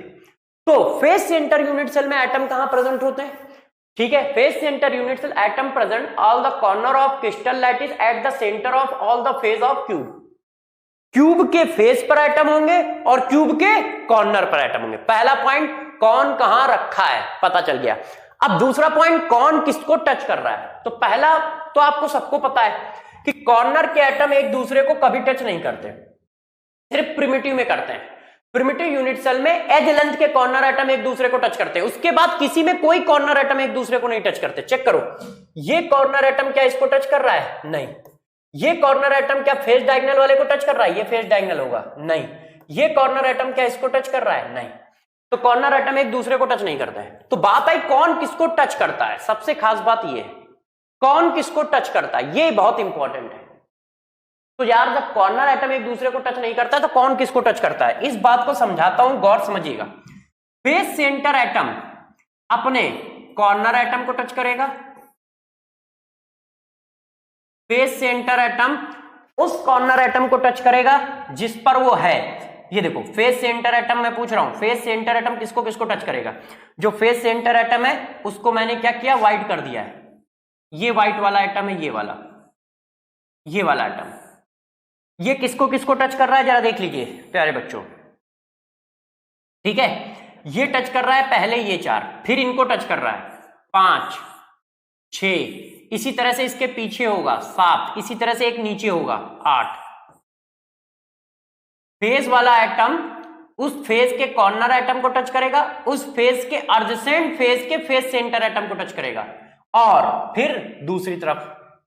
जरा इस बात को समझ पाए कैसे? फेस सेंटर एटम देखो, जिस फेस पर बना है उस फेस के कॉर्नर एटम 4, ठीक। फिर उस फेस के एडजेसेंट फेस के फेस सेंटर एटम, उस फेज के एडजेसेंट फेज के face centre atom. Face centre atom वाला किसको किसको टच करता है, गौर समझ लो, बहुत इंपॉर्टेंट है। फेस सेंटर वाला एटम किसको टच करेगा? जिस फेज पे बना है उस फेज के कॉर्नर एटम, पहला पॉइंट। दूसरा, उस फेज के एडजेसेंट फेज के फेस सेंटर एटम। ठीक है, इतना। अब बाकी तो एडजेसेंट फेज इधर भी होगा, एडजेसेंट फेज पीछे साइड भी होगा, तो 12 एटम को टच करता है। अपोजिट फेस सेंटर एटम एक दूसरे को टच नहीं करते। ये फेस सेंटर एटम और जो यहां पर फेस सेंटर एटम होगा वो एक दूसरे को टच नहीं करेंगे। एक फेस सेंटर एटम यहां पर भी तो होगा, इधर फेस पर, ये एक दूसरे को टच नहीं करेंगे, है ना। इसका अपोजिट इधर होगा, वो एक दूसरे को टच नहीं करेगा। तो जरा इस बात को अच्छे समझ लेना, ठीक है। ये थोड़ा इंपॉर्टेंट भी है और थोड़ा सा टफ भी है। जिस फेज पे फेस सेंटर एटम कंसीडर करोगे, फेस सेंटर एटम उस फेज के कॉर्नर एटम को टच करेगा, उस फेज का एडजेसेंट फेज के फेस सेंटर एटम को टच करेगा, ठीक, इतने को टच करेगा। किसको टच नहीं करेगा? अपोजिट फेस सेंटर एटम एक दूसरे को टच नहीं करते हैं, ठीक है। ऊपर वाला नीचे वाले को टच नहीं करेगा, लेफ्ट वाला राइट वाले को टच नहीं करेगा, फ्रंट वाला ब्लैक वाले को टच नहीं करेगा। अपोजिट फेस सेंटर में एक दूसरे को टच नहीं करते, मतलब ये इसको टच नहीं करेगा, ये इसको टच नहीं करेगा, ये इसको टच नहीं करेगा। अपोजिट फेस सेंटर एटम एक दूसरे को टच नहीं करते हैं, ध्यान रखिएगा। अपोजिट फेस सेंटर में एटम एक दूसरे को टच नहीं करेंगे। Corner atom face centre atom उस फेस के कॉर्नर एटम को टच करेगा एंड एडजेसेंट फेस के फेस कॉर्नर एटम को, एडजेसेंट फेस के फेस सेंटर एटम को टच करेगा। कौन किसको टच करता है ये याद रखना बहुत जरूरी है। फिर क्या है, total number of atom in FCC unit cell, बस फार्मूला लगा दो, number of atom in corner plus number of atom in face divided by 2, number of atom in centre divided by 1, number of atom in edge divided by 4। तो देखो कितने atom आ गए, तो total atom कितने आ गए प्यारे बच्चों, 4 एटम आ गए। तो एफसीसी यूनिट सेल में बाई मास कितने एटम होते हैं, 4 एटम होते हैं। एफसीसी यूनिट सेल में बाई मास कितने एटम होते हैं, 4 एटम होते हैं। अब जरा देखो फिर एज लेंथ और रेडियस ऑफ एटम, आपको ध्यान है एज लेंथ और रेडियस ऑफ एटम में क्या करना है, एक ऐसी लेंथ लेनी है जिसमें एटम टच कर रहे हो। और अभी आपको हम बता के आए हैं, क्या बता के आए, कि जो हमारा कॉर्नर वाला एटम होता है, वो फेज वाला एटम जो होता है, वो उस फेज के सभी कॉर्नर एटम को एक दूसरे से टच करता है। ये देखो, तो ये डिस्टेंस कितनी हो गई, यहां से यहां तक की, ये डिस्टेंस हो गई a√2, r के फॉर्म में कितनी हो गई 4r। तो बच्चों आ गया a = 2√2r, रिलेशन आ गया। जब भी एज लेंथ और रेडियस ऑफ एटम की बात आए तो एक ऐसी लाइन सेलेक्ट करो जिसमें सभी एटम टच कर रहे हो। और आपने अभी चिल्ला चिल्ला के बताया कि फेज वाला एटम अपने कॉर्नर वाले एटम को टच करता है, तो बस वो लेंथ मिल गई, है कि नहीं, वो लेंथ मिल गई। और बस हमें उसी लेंथ की जरूरत थी, आंसर आ गया। बार बार कॉन्सेप्ट पे फोकस करो, जितनी चीजें पढ़ा रहा हूं मैं बस 2 ही चीजें से निकाल रहा हूं, कौन कहां रखा है, किसको टच करता है, बस इसी से सारी चीजें निकल रही हैं, तो फोकस रखिएगा। नियरेस्ट डिस्टेंस बिटवीन 2 एटम, सबसे नियरेस्ट क्या होता है, टच, टच वाली nearest distance between 2 atom, nucleus से न्यूक्लियस ये हुई, और ये क्या है, फेज डायगोनल का हाफ। ये देखो, तो नियरेस्ट डिस्टेंस बिटवीन 2 एटम क्या होगी, a√2 divided by 2। Next nearest distance between 2 atom, next nearest क्या होगी, तो नेक्स्ट नियरेस्ट क्या होगा, ये वाला एटम हटा लो क्योंकि ये तो काउंट हो गया, नेक्स्ट नियरेस्ट यही होगा a, है कि नहीं भाई। इसके बाद कौन सी लेंथ आएगी, यदि फेज वाला एटम आपने कंसीडर कर रखा है तो फेज वाले एटम के बाद की जो दूसरी डिस्टेंस है वो बस a ही होती है हमेशा। ये देखो, तो nearest distance between 2 atom, next nearest कितनी होगी, a होगी। अब जरा देखो coordination number of FCC unit cell. Coordination number के लिए मैंने बातें क्या बताई है कि बस ये चेक करो नियरेस्ट कहां है। तो अभी देखो बताया nearest distance between 2 atom, nearest atom कहां पे है, फेज पे है। देखो कॉर्नर से कहां है, फेज पे।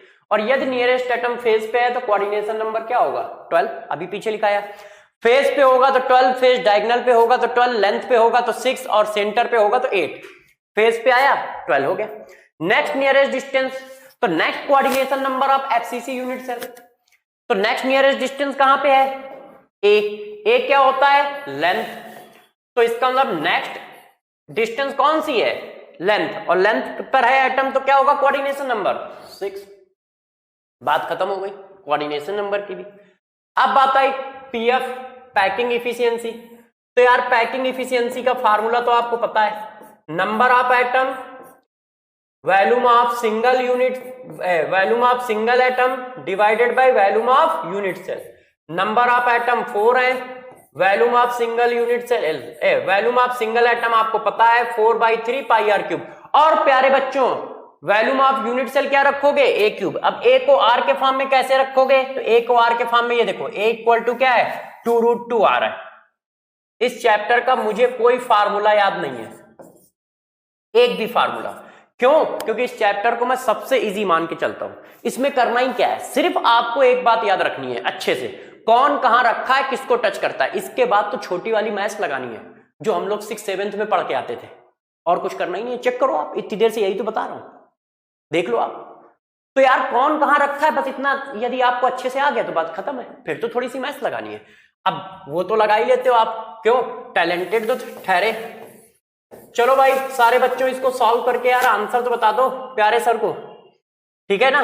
तो सभी बच्चों ने जिद की है कि सर हम आंसर बता के रहेंगे, आप परेशान ना हो। तो चलिए सारे बच्चे जब आंसर बता रहे हैं तो हम परेशान क्यों होंगे। 4 से 4 उड़ा दो, 4 से 4 उड़ा दो। तो बेटा आंसर क्या गया, पाई डिवाइडेड बाई 3√2। अब इसको हम जब डिवाइड करेंगे तो 0.74 आ जाएगा। तो पीएफ कितना आ गया, पीएफ ऑफ एफसीसी, तो पीएफ ऑफ एफसीसी कितना आ गया प्यारे बच्चों, 74%। यदि इतना भरा है तो खाली कितना है, तो वाइड कितना होगा, तो वाइड क्या है 100 से माइनस कर दो। तो कोई बच्चा बताएगा 74 को माइनस करते हैं तो कितना आता है 26%। बताते रहा करो यार प्यारे बच्चों, है ना। बचपन में 1 2 3 पढ़ी थी, भूल गया हूं, तो इसलिए प्लीज बताते रहें कि कहां क्या होगा। समझ तो रहे हो ना, बताने की जरूरत तो नहीं है कैसे किया, ये तो चिपका ही लिया होगा आप लोगों ने।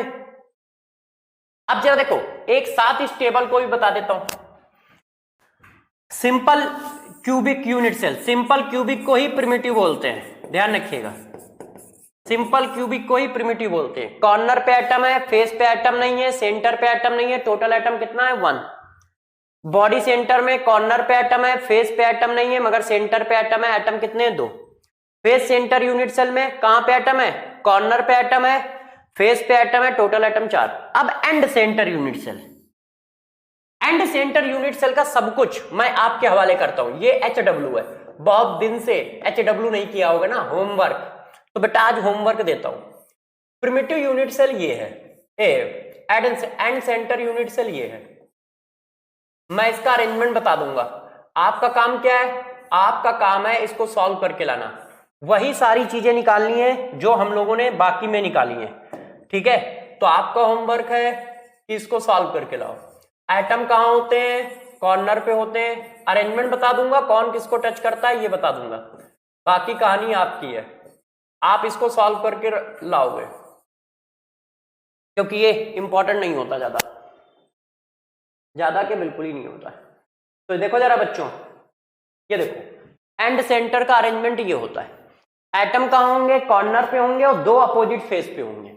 सारी बातें निकालनी जो आपको मैंने पीछे निकाली है, हर एक में सेम पॉइंट निकाले हैं, चेक कर लेना आप। तो आपको वो सारी बातें इसमें निकालनी है एंड सेंटर यूनिट सेल में। तो एंड सेंटर यूनिट सेल में आप ये निकाल के लाओगे कि कौन कहां पे है और किसको टच कर रहा है। तो देखो कॉर्नर पे एटम है, फेस पे एटम है। कॉर्नर वाले एटम एक दूसरे को टच नहीं करते। फेस वाला एटम जिस कॉर्नर पे बना है, फेस वाला एटम जिस फेस पे बना है, उस फेस के सभी एटम को टच करता है। ये वाला एटम इसको टच करेगा, इसको टच करेगा, इसको टच करेगा, इसको टच करेगा, ये वाला एटम, ठीक है। बस फेस वाला एटम जिस फेस पे बना है उस फेस के सभी कॉर्नर एटम को टच करेगा। अब बाकी सारी चीजें आपको निकाल के लानी है जैसे आपने पीछे निकाला है। आगे देखते हैं। अब देखो, अब यार हम लोग आ गए हैं क्वेश्चन में। तो जरा देखो प्यारे बच्चों क्वेश्चन को कैसे करते हैं, ठीक है। इस बात को ध्यान दो। पहला क्वेश्चन बच्चों हमारे लिए क्या है, तो पहला क्वेश्चन जो है वो क्या है, जरा उसको देख लीजिए आप। पहला क्वेश्चन पूछा गया the vacant space in BCC lattice. BCC lattice का मतलब तो तुम लोग समझ ही गए होगे यार दोस्तों, क्या नाम है, बॉडी सेंटर यूनिट सेल। अब बॉडी सेंटर यूनिट सेल यदि हमारा है तो उसमें वैकेंट स्पेस पूछ रहा है। तो मैंने निकाला था इसका पीएफ, कितना निकाला था हम लोगों ने, 68%। तो बेटा वैकेंट स्पेस मतलब वाइड कितना निकला था, 100 माइनस 68%। तो यार जब इसको कर दोगे तो क्या प्यारे बच्चों कितना आ जाएगा, 32%। इसका मतलब वैकेंट स्पेस कितना होगा, 32% होगा, ठीक है। नेक्स्ट क्वेश्चन पे चलते हैं। देखो प्यारे बच्चों नेक्स्ट क्वेश्चन क्या है हमारा। नेक्स्ट क्वेश्चन जरा देखिए, a given metal crystallise out with a cubic structure having edge length 360 picometre. If there are the 4 metal atom in 1 unit cell, what is the radius of 1 atom is. गौर से इस question को देखो और समझो, फिर बताओ इसको कैसे करना है।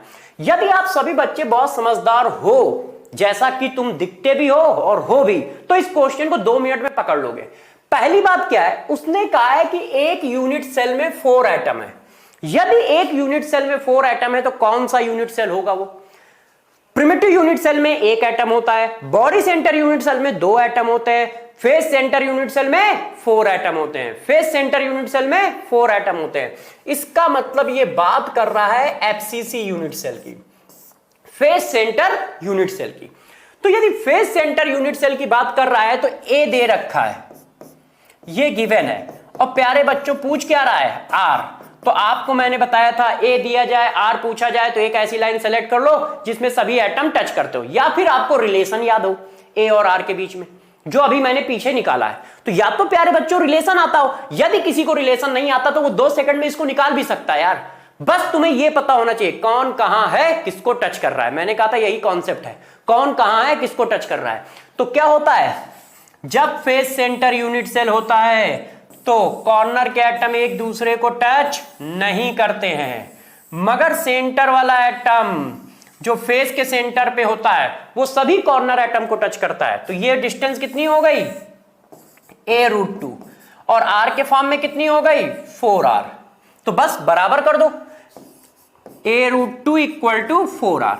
और चाहे तो फार्मूला डायरेक्ट यूज कर सकते हैं, क्योंकि रेडियस ऑफ एटम और एज लेंथ में रिलेशन पीछे पढ़ाया है। तो आप चाहते तो डायरेक्ट भी उठा सकते थे कि a इक्वल टू 2√2r, और चाहो तो ऐसे निकाल लो। अब a की वैल्यू बेटा कितना है? 360। √2 ऐसे ही लिख दिया, 2 4 है, 4 को हमने ऐसे लिख लिया, √2 इंटू √2r। एक √2 से √2 कट गया, 2 से इसको उड़ा दिया, 180 हो गया। ठीक है, तो r इक्वल टू प्यारे बच्चों कितना आ गया? 180 डिवाइडेड बाई √2। और √2 की वैल्यू कितनी होती है? सभी बच्चों को पता है 1.414।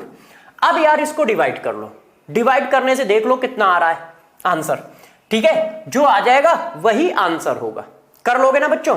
जो आ जाएगा वही आंसर होगा। आई थिंक कितना आएगा? 90 में आधे से थोड़ा ज्यादा है। तो ये सब तो गलत आंसर है, ये तो आएंगे नहीं, या तो ये आंसर आएगा या ये आंसर आएगा। कैलकुलेशन तो कर लोगे ना यार? छोड़ दूं मैं? इतना तो फेथ कर ही सकता हूं कि इस क्वेश्चन को आगे तुम बढ़ा लोगे अब। ठीक है, वैल्यू निकाल लोगे। चलिए नेक्स्ट क्वेश्चन पे चलते हैं और इस क्वेश्चन को करते हैं। जरा देखिए बच्चों, lithium metal crystallise in a body centre cubic. Body centre cubic lithium का क्रिस्टल है। If the length of the side of unit cell is 351, the atomic radius of lithium atom. जैसे पीछे वाला क्वेश्चन था डिट्टो वही है, और पीछे वाले से थोड़ा सा इजी है। क्यों? इसमें उसने यूनिट सेल का नाम बता रखा है, यूनिट सेल का नाम बता दिया है कि ये कौन सा है, बीसीसी यूनिट सेल है। और सभी बच्चे जानते हैं बीसीसी यूनिट सेल का मतलब क्या होता है। एटम कहां पे होगा मेरे बच्चों? एटम, प्यारे बच्चों, दोस्तों कुछ हेल्प करो टीचर की। एटम कहां होगा? बताओ जल्दी से भाई, एटम कहां होगा? जल्दी बताइए, टीचर की याददाश्त जा सकती हो, चली गई है। एटम कहां होगा? एटम कॉर्नर पे होगा। और कहां होगा? एटम सेंटर पे होगा। सभी कॉर्नर पे एटम होगा, और प्यारे बच्चों कहां पर होगा? सेंटर पे एटम होगा। तो कॉर्नर पे एटम हो गया और सेंटर पे एटम हो गया। अब वो कह रहा है रेडियस बताओ, एज लेंथ दी है। तो कोई बच्चा चाहे तो डायरेक्ट रिलेशन से कर ले, और किसी को रिलेशन ना याद हो तो कॉन्सेप्ट लगा ले। सेंटर वाला एटम, सेंटर वाला एटम सभी एटम को टच करता है। कौन कहां है, किसको टच करता है, ये कॉन्सेप्ट है, ये मैंने पीछे ही पढ़ाया है। यदि ये बात याद है तो बहुत आसानी से कोई भी क्वेश्चन कर सकते हो। तो सेंटर वाला एटम क्या होता है? बॉडी सेंटर में मैंने पढ़ाया था कि सेंटर वाला एटम सभी एटम को टच करता है, सभी कॉर्नर एटम को टच करता है। तो ये कितनी होती है? a√3, और r के फॉर्म में कितनी होगी? 4r। बराबर कर दो, तो 4r इक्वल टू a√3। और चाहे तो रिलेशन याद कर लो, आपको रिलेशन भी आते हैं। a और r में रिलेशन अभी मैंने देखो पीछे निकलवाया है, चाहो तो वो याद कर लो। ठीक है, तो 4r, a की वैल्यू प्यारे बच्चों कितनी है? और √3। तो r इक्वल टू आ गया 351 इंटू √3 डिवाइडेड बाई 4। ठीक है, तो 351 तो ऐसे ही आ गया। √3 की वैल्यू 1.732 और 4। अब यार इसको सॉल्व कर लो। यदि इसको मैं 16 मान लूं लगभग, तो 4.41 समथिंग आ जाएगा। तो ये इसका हाफ है, तो इसका मतलब 300 आंसर तो नहीं हो सकता। बात समझ गए ना? ये आंसर तो गलती है। ठीक है, अब इन्हीं में से कोई होगा। हाफ है तो हाफ 35 का हाफ कितना होता है? तो 74 के आसपास। तो ये दोनों भी गलत है, आई थिंक ये भी गलत होगा, आंसर ये होगा।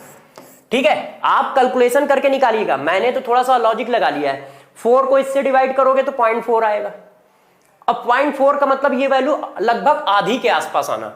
ठीक है, 350 का आधा 175 के आसपास आएगा या उससे कम, क्योंकि 0.4 लिखा है, तो 175 के आसपास का आंसर यही है, तो यही आएगा। कैलकुलेशन करके आप देख लीजिएगा। ठीक है, छोड़ देता हूं। Next, copper crystallise in face centre cubic lattice with a unit cell length 361, what is the radius of copper atom. यार कॉपर यदि फेस सेंटर है और लेंथ दी है, रेडियस पूछ रहा है, तो यार ये तो अब कर ही लोगे, इस बार तो छोड़ सकता हूं ना मेरे दोस्त। समझ गए ना क्या करना है? एक ऐसी लाइन सेलेक्ट करनी है जिसमें सारे एटम टच करते हो। जिसको ये कॉन्सेप्ट ना समझ में आए तो आप क्या करो, आप रिलेशन याद रखो, मगर रिलेशन याद रखोगे तो टफ क्वेश्चन आएगा तो फंस जाओगे। तो कोशिश ये करो कि रिलेशन भी याद हो और कॉन्सेप्ट भी याद हो, और कॉन्सेप्ट याद है तो 2 मिनट में हो जाएगा। ठीक है, मुझे तो रिलेशन याद भी नहीं रहते, मगर कॉन्सेप्ट याद रहते हैं तो मैं 2 मिनट में कर लेता हूं। a√2 इक्वल टू 4r, समझ गए कैसे?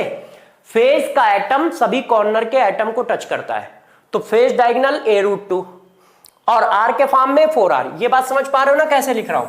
या फिर आप रिलेशन लिख दो, a और r में रिलेशन क्या होता है? a equal to 2√2r। समझ रहे हो ना यार दोस्त? अब वैल्यू डाल दो बस, 360, ठीक है, 2 और √2 की वैल्यू 1.414, r आपका निकल आएगा पिकोमीटर में।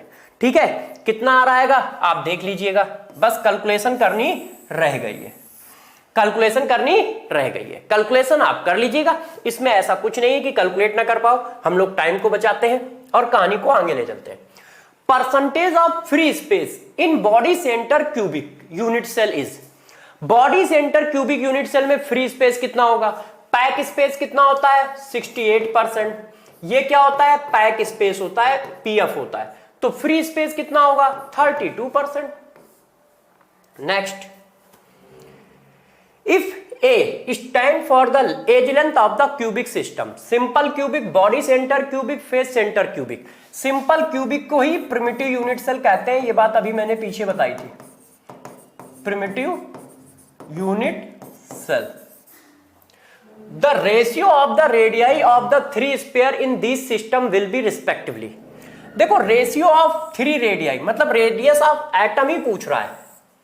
उसने कहा कि यदि सिंपल क्यूबिक यूनिट सेल की edge length, body centre unit cell की एज लेंथ और फेस सेंटर यूनिट सेल की एज लेंथ को बराबर मान लिया जाए, सिंपल क्यूबिक यूनिट सेल की edge length, body centre unit cell की एज लेंथ और फेस सेंटर यूनिट सेल की एज लेंथ को यदि बराबर मान लिया जाए दोस्तों, तो बताओ उनकी रेडियस में क्या ऑर्डर होगा? एटम की रेडियस में, मगर एटम का जो साइज है सब में अलग अलग है, तो कोई बात नहीं। सबसे पहले हम प्रिमिटिव यूनिट सेल की बात कर लेते हैं। Primitive unit cell, primitive unit cell या simple cubic unit cell, simple cubic unit cell, इसमें क्या होता है? a इक्वल टू होता है 2r, r सिंपल। ठीक है, फिर हम किसकी बात कर लेते हैं? बीसीसी की। बीसीसी में मेरे सारे प्यारे बच्चों क्या होता है? डायरेक्ट लिख दूं, क्या होता है? ध्यान रहेगा आप लोगों को। बीसीसी में √3a equal to 4r BCC. BCC में क्या होता है? सारे एटम कॉर्नर पे होते हैं और एक एटम सेंटर पे होता है, तो बॉडी डायगोनल में सारे एटम एक दूसरे को टच करते हैं, तो a√3 इक्वल टू 4r। ठीक है, मेरी फीलिंग को समझ पा रहे हो? क्योंकि ये पीछे पढ़ाया है, आपको बस अभी इसी जगह पे बता रहा हूं, क्योंकि अभी तो पढ़ाया यार, नहीं तो रिलेशन याद हो तो कोई बात नहीं। अब क्या है? एफसीसी।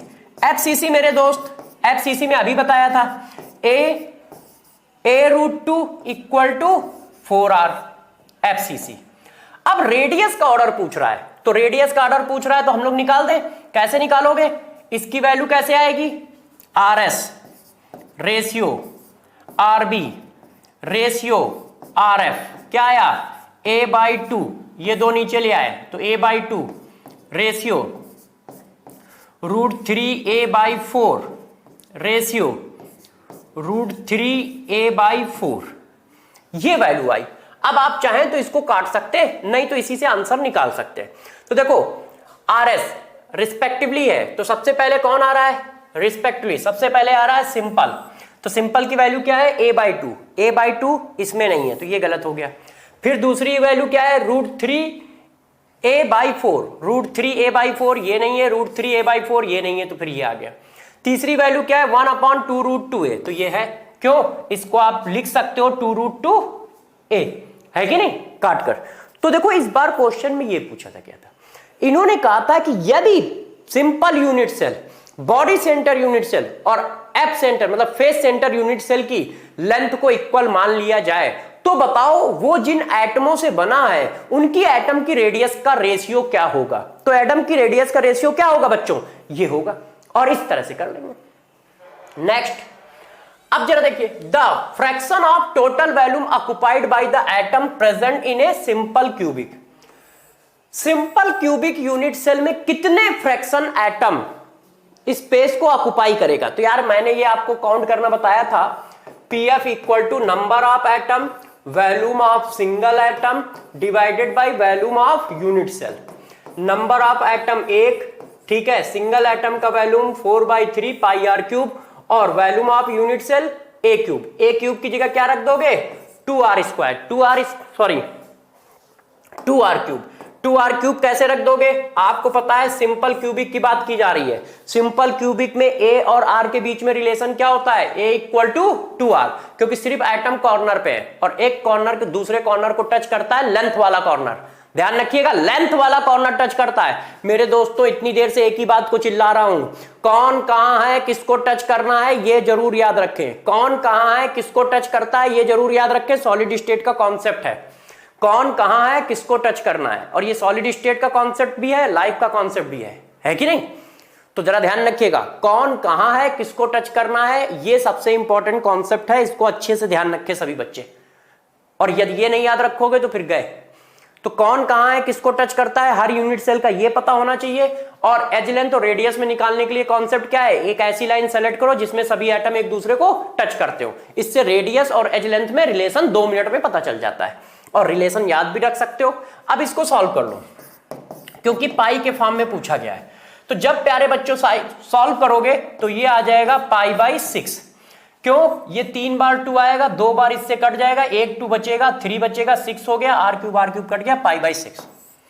तो ये देखो कितने परसेंट ऑक्युपाई है, π/6% ऑक्युपाई है। In a face centre cubic lattice a unit cell is shared equally by how many unit cell. ये देखो क्या कह रहा है, इस क्वेश्चन को पढ़ लो। वो कह रहा है कि एक फेस सेंटर यूनिट सेल है, बताओ ये किसका कॉर्नर कितने यूनिट सेल को टच करता है। ये एक फेस सेंटर यूनिट सेल है, in a face centre cubic lattice a unit cell is shared equally by how many unit cell, ये कितने यूनिट सेल से इक्वली शेयर होता है। तो जरा देखो मैं बताता हूं, इसको जरा समझिएगा। देखो बच्चों, ये किसी यूनिट सेल का कॉर्नर है, ये क्या है, corner of unit cell, corner of unit cell. अब जरा बताओ, यदि ये क्यूब है तो क्यूब के एंगल कितने होते हैं, आप सभी बच्चों को पता है क्यूब 90 एंगल बनाता है।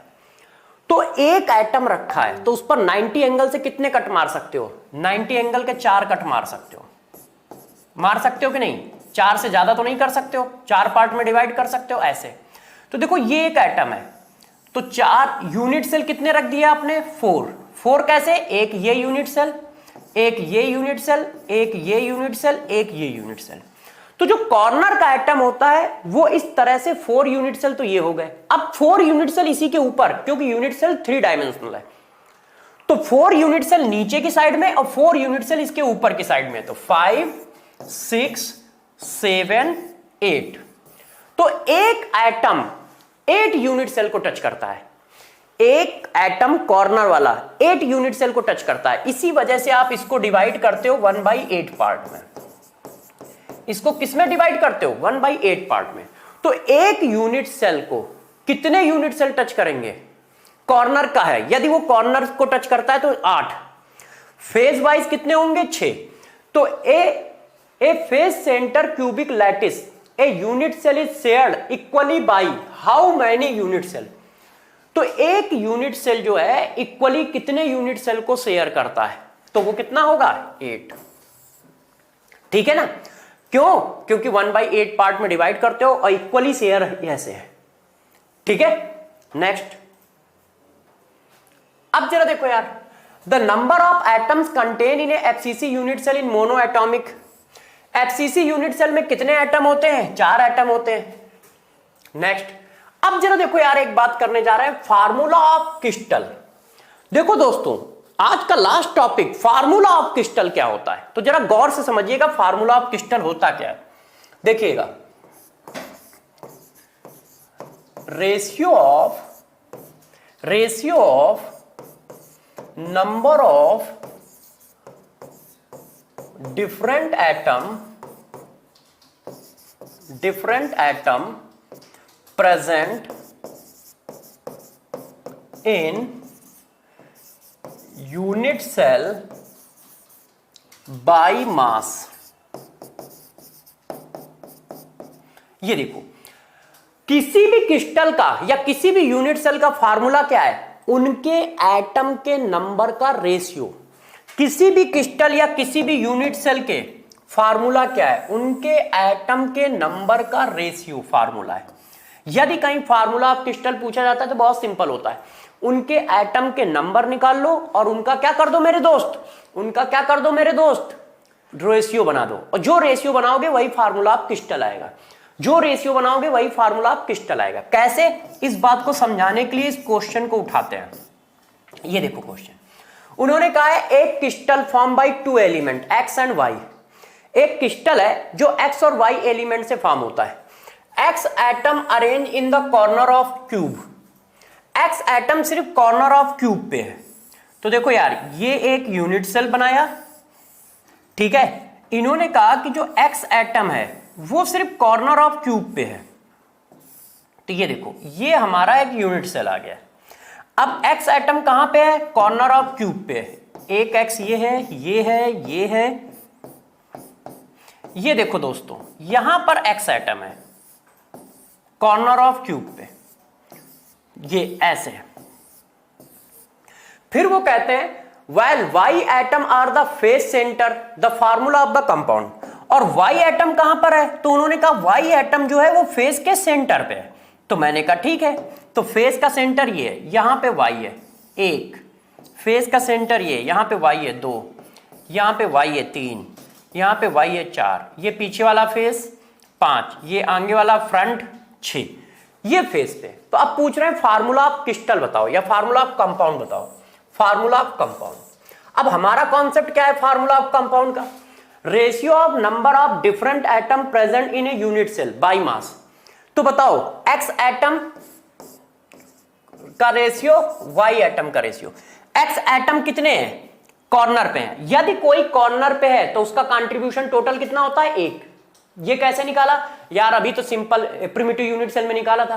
प्रिमिटिव यूनिट सेल में बताया था एटम सिर्फ कॉर्नर पे है, तो कितने एटम आएंगे? 1 एटम आएगा। तो एक्स के एटम नंबर कितने हैं? 1। क्यों? हर एक एटम 1/8 पार्ट में डिवाइड है। 1/8, 1/8, 1/8, 1/8, 1/8, 1/8, 1/8, 1/8, इन सबको जोड़ोगे तो 1 ही तो आएगा। टोटल मास 1 एटम का आएगा। अब फेज वाला कितने पार्ट में डिवाइड होता है? तो सारे बच्चों को पता है 1/2। 1/2 पार्ट में डिवाइड होता है, तो 1, 2, 3, 4, 5, 6, 6 बार हाफ हाफ जोड़ोगे तो कितना आएगा? 3। तो फेज वाले एटम मिलके कितने हुए? 3। इनका रेशियो बनाओ, यही रेशियो बना, तो x y 3 फार्मूला आ गया। एटम के नंबर का रेशियो फार्मूला होता है। एटम के नंबर का रेशियो मेरे दोस्त फार्मूला होता है। एटम के नंबर का रेशियो मेरे दोस्त फार्मूला होता है। एटम के नंबर का रेशियो मेरे दोस्त फार्मूला होता है। ध्यान रखना अच्छे से। अब मैं इस पर एक क्वेश्चन और देता हूं, जैसे आप लोगों को थोड़ा सा मेरी बातें अच्छे से समझ में आए। देखो, एक क्वेश्चन में दे रहा हूं, समझिएगा। ए एटम जो है, गौर से सुनिएगा, ए एटम कहां है? ए एटम ओनली कॉर्नर पे है। ए एटम कहां है? ओनली कॉर्नर पे, कॉर्नर। बी एटम कहां है? बी एटम है अल्टरनेट फेस पे, ठीक है, alternate face of unit cell. अब मैंने कहा फार्मूला बताओ, फार्मूला ऑफ यूनिट सेल बताओ। आपको फार्मूला निकालना है, लोकेशन बता दी है, बता सकते हो क्या फार्मूला आएगा? ए एटम कहां है? कॉर्नर पे, देखो बच्चों, ए एटम है कॉर्नर पे, यदि वो ए एटम कॉर्नर पे है तो बता सकते हो उसका कंट्रीब्यूशन बाई मास कितना है 1, है ना। कॉर्नर के एटम का टोटल कंट्रीब्यूशन कितना बनता है 1। तो ए एटम तो मेरे दोस्त कॉर्नर पे था, ए ए ए ए ए ए ए ए। अब मेरे दोस्तों जरा बताओ बी एटम कहां है, अल्टरनेट फेज। अल्टरनेट फेज का मतलब क्या होता है, तो अब कॉन्सेप्ट को ध्यान रखना। अल्टरनेट फेज का मतलब होता है two opposite face, two opposite face of unit cell. ध्यान रखिएगा, इस तरह की टेढ़ी लैंग्वेज देगा अल्टरनेट फेज तो बच्चे समझते हैं अल्टरनेट फेज का मतलब 6 फेज थे 3 पे एटम, अल्टरनेट का मतलब लगभग आधा, तो 6 फेज होते हैं क्यूब में तो बच्चे कहते हैं 3 पे एटम। नहीं, अल्टरनेट समझो, यदि फ्रंट वाले पे एटम है, ठीक है, यहां पे समझाना बोर्ड में एक टफ है इसलिए आप ऐसे समझो, अपने रूम को समझो, ठीक है। आप किसी भी जगह खड़े हो जाओ, जैसे हम खड़े हैं, अब मेरे फ्रंट में जो वॉल है उस पर एटम है, तो बगल वाली वॉल को छोड़ोगे और फिर बैक वाली वॉल पे आओगे। अल्टरनेट का मतलब होता है एक फेज को छोड़कर, तो एक फेज को छोड़कर जब दूसरे फेज पे आओगे तो ये दो अपोजिट ही फेज मिलेंगे, चाहे जिस रास्ते से आओ। चेक कर लो, आप जिस जगह पे आप खड़े हो उसके सामने वाली वॉल पे एटम रख दो, अब अपर वॉल को छोड़ा दूसरी वॉल पे आए तो पीछे वाली मिलेगी, फिर इधर से आए, कोई कह रहा है हम साइड से आएंगे तो जिस पर एटम है साइड वाली को छोड़ा तो दूसरी, फिर ये मिली पीछे वाली, फिर इधर वाली, इधर से आओ, इधर साइड वाली को छोड़ोगे तो पीछे ये मिलेगी। तो यदि आप जिस जगह पे खड़े हो उसके सामने वाली वॉल पे एटम रखते हो तो उसका अल्टरनेट फेज जस्ट अपोजिट वाला फेज है। चेक कर लो आप, अल्टरनेट का मतलब होता है जिस फेज पे एटम है उसके एडजेसेंट वाले फेज को छोड़कर अगला फेज, और उसके एडजेसेंट वाले फेज को छोड़कर अगला फेज हमेशा अपोजिट फेज आता है। तो इसका मतलब बी कहां पे है, तो प्यारे बी, यदि ये बी है तो अगला बी यहां पे होगा।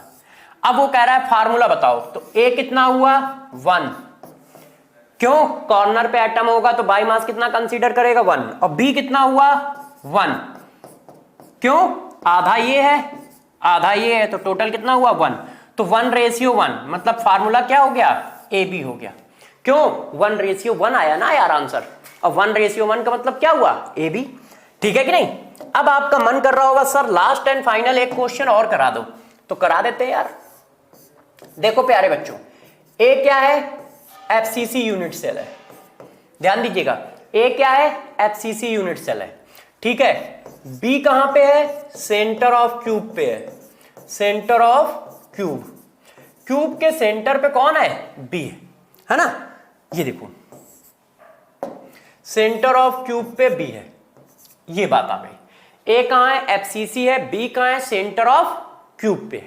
इतनी बात हो गई, इसमें कोई दिक्कत तो नहीं है, ठीक है। अब किसी ने कहा if remove atom of alternate face in unit cell then calculate formula of crystal। ये लो, अब क्वेश्चन ऐसा है तो जरा बताओ क्या होगा। ए कितना है 4, क्यों, एफसीसी अरेंजमेंट है। यदि प्यारे बच्चों ए का एफसीसी अरेंजमेंट है तो टोटल नंबर ऑफ एटम कितने होंगे, 4 होंगे, ठीक है। अब बी कहां है, सेंटर पे, तो सेंटर पे यदि एटम है तो उसका कंट्रीब्यूशन क्या होगा, 1 होगा। तो फार्मूला क्या होना चाहिए था, 1:4, सॉरी 1:4, तो बी 1 है ए 4 है, तो आना चाहिए था बी ए 4। मगर इन्होंने क्या किया, कंडीशन लगा दी। इन्होंने कंडीशन क्या लगाई कि अल्टरनेट फेज के एटम को यदि रिमूव कर दिया जाए, तो मेरे दोस्तों अल्टरनेट फेज के एटम को रिमूव करोगे तो अभी मैंने बताया था क्या होता है अल्टरनेट फेज, इसका मतलब 2 अपोजिट फेज के एटम रिमूव कर दो, कोई 2, तो 6 पर एटम थे। ये देखो कितने पे एटम थे, 6 फेजेस पे एटम थे। अब 6 फेजेस में से आप किसी 2 फेजेस के एटम रिमूव कर दोगे तो ए की वैल्यू कितनी हो जाएगी, बताओ बच्चों, ए की वैल्यू कितनी हो जाएगी, 1 2, आपने क्या किया है 3 और 4, ये दोनों रिमूव कर दिए हैं। तो कॉर्नर पर भी ए है क्योंकि एफसीसी अरेंजमेंट है। तो दोस्तों ए के नंबर कितने हो जाएंगे? अब ए के नंबर हो जाएंगे 3, क्योंकि दो अपोजिट फेज से जब एटम जाएंगे तो ए की वैल्यू हो गई 3 और बी की वैल्यू हो गई 1। तो फार्मूला 1:3 आया, बी का ए और ए का ये। तो क्या आ गया फार्मूला? AB3, ना कि AB4। तो AB4 नहीं आएगा, AB3 आएगा। क्यों? क्योंकि तुमने अल्टरनेट फेज से एटम रिमूव कर दिए हैं। तो दोस्तों आज के लिए हम लोग इसी जगह पे रुकते हैं। नेक्स्ट क्लास में हम लोग टॉपिक को आगे बढ़ाएंगे, ठीक है? तो सभी बच्चों से रिक्वेस्ट है कि अच्छे से यूनिट सेल का अरेंजमेंट अच्छे से तैयार करके उसको रिवाइज करके नेक्स्ट क्लास में आएंगे। कौन कहां है, किसको टच करता है, यही हमारा कॉन्सेप्ट है सॉलिड स्टेट का, ठीक है? कौन कहां पर है, किसको टच करता है, ये बात अच्छे से ध्यान रखें। एक कॉन्सेप्ट ये दिया है, दूसरा कॉन्सेप्ट ये दिया है कि जब भी एज लेंथ और रेडियस में कहीं रिलेशन की बात आए तो क्या करोगे? एक ऐसी लाइन सेलेक्ट करोगे जिसमें सभी एटम टच करते हैं। क्यों? यदि वो लाइन मिल गई तो उस लाइन को आप दोनों टर्म में लिख सकते हो, ए के टर्म में भी, आर के टर्म में भी, ठीक है? तो सभी बच्चे अच्छे से पढ़ाई करते रहें, खुश रहें और अच्छे से सिलेक्शन दें। तब तक के लिए अलविदा, फिर मिलेंगे, बाय बाय।